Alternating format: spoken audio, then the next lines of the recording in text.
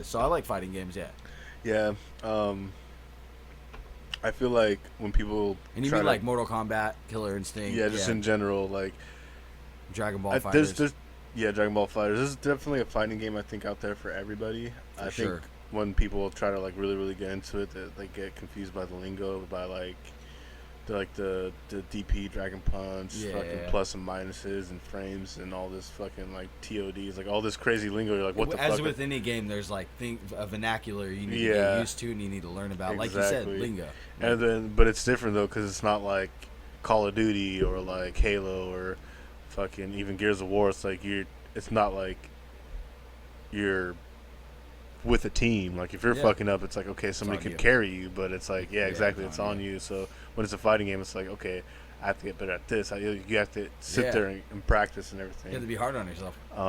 Exactly, you really do. And in order to get good at it, you have to play it a lot. And the one thing I kind of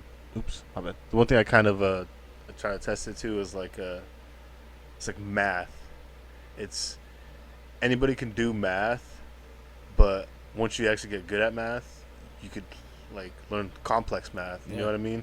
And once you like, if you have to dedicate yourself to that first step, you can't just not everybody can take one step and skip 5 steps. Exactly, you know what I mean? like in one giant stride. It's one of those things where you have to actually practice every day. Yeah. Every day. You know what I mean? And or it goes for any passion too. I think that same statement I could apply with anything I've chased. Why it's being like, dude, okay, why did this come out bad? Why is this not working? And having to give yourself the harshest look and go. And then people exploiting you hella bad, like your fucking your weaknesses and all that stuff. So it's fighting games are definitely its own kind of market. Definitely own field too, and they definitely have in the video game world. Kind of like with like RPG, MMOs and stuff, they have their own like special fan base. Yeah, for sure. I mean, they're huge with the esports and the fucking. Oh, they're lit. Yeah, I love those games. I do. They're lit. It's funny. One of the best dudes is for fighters is actually a furry. And really? He's an open furry, and like when he won, he'll like put on his fucking furry mask, and he's like, "I win! I'm about to get pegged afterwards." His name's Sonic Fox, by the way. He's super good. He's super beast. He's won multiple championships with fighters. That's lit. Mortal Kombat. Something else. He's won. He's like one of the best like fighters, like fighting game gamers, I guess, of this generation. That's crazy, dude. Yeah. So I think the DLC in this game is pretty bad because season 1 had 8 characters, season 2 had 6 characters, and now it's season 3 and it's 5 characters. They're taking away a character. Yeah. Yeah, they're about to have no more characters. And there's already rumors of season 4 talk, like 4 characters. It's either gonna be 3 or 4 characters, but that's what you expect. Yeah, I would expect 3. So who was the one in the last release? So for season 3, they had Ultra Instinct Goku, Kefla, and then they just released Master Roshi, and there's 2 more people, which could be Hercule. Never play as Master Roshi before that? No, he just got released. But the thing is, they're selling. I know you bought them all. I haven't bought the season 3, but the thing is, they're selling these even though they're releasing them with less characters. They're still selling them at $30, like full price. They've always been the same price. That's ridiculous. So I'm thinking, what? But this one comes with 3 skins. Yeah, it's stupid stuff. Like you get like ridiculous. just little skins for like certain things and like little lobby skins and all this stuff. That's ridiculous. But the one thing I hate though is they're fucking milking it hella bad, and I'm just like, why not just give us a ton of characters? And maybe it's fucking tough for them to think of unique ways to make a character. Yeah. But at the same time, I'm like, but what I hate is that they're really fucking trying to milk that shit. And what doesn't help, it's definitely one of the biggest fighting games in esports, like we were talking about. And it's been at the top, one of the top, it's been overshining Street Fighter and Marvel vs. Capcom in the past couple of years. Really? So, yeah. Wow.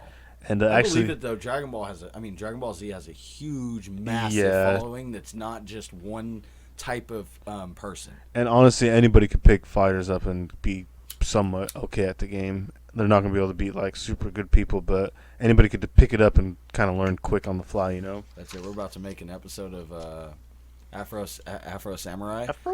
But it's going to be like me and you preparing to battle on Dragon Ball Fighters.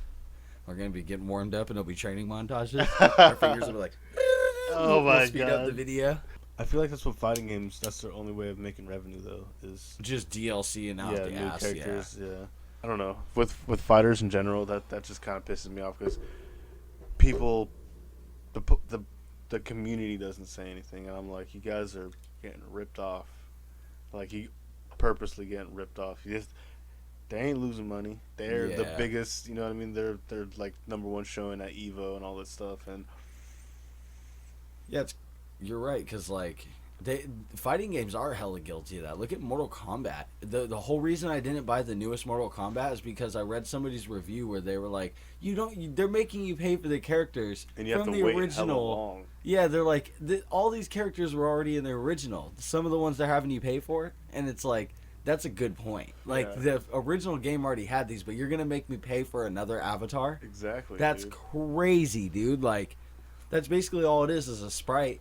Yeah. So like, well, I could see they have to rip us off. To do something. Yeah, they have to do they have to do something to make the character unique, but at the same time, it's like and also look how selfish our generation. I mean, look how like entitled our generation is. We get a game. And imagine if the game did have all the characters. That game would be done and over with in a week. Yeah. We'd be like, oh, we have them. We played them already. What more could they do to keep the game exciting? They keep releasing characters.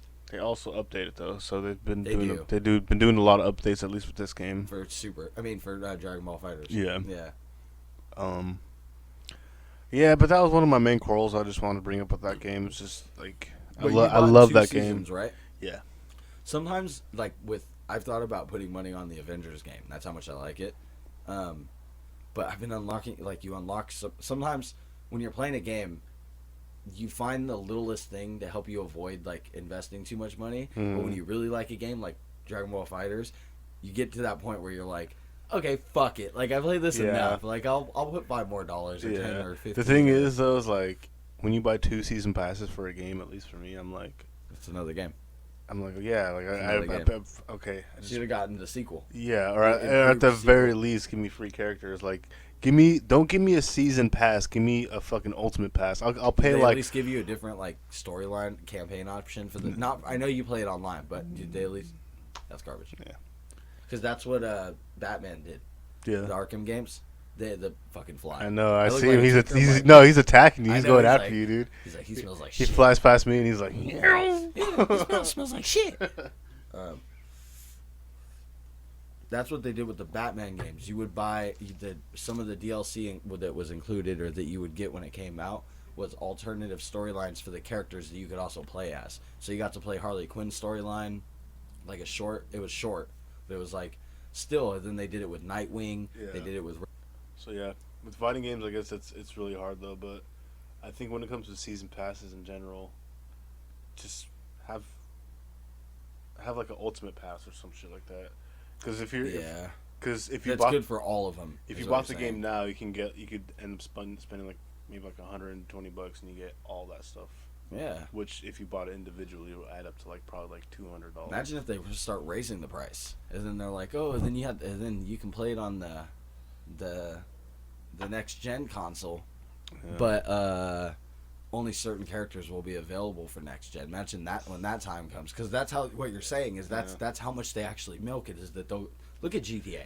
I mean, but I don't want to jump onto that, but as an example. But as far as fighting games go, you're right, because even just on the same context outside of Dragon Ball, back to Mortal Kombat, which is not exactly the same style, but it is a fighting game. Yeah.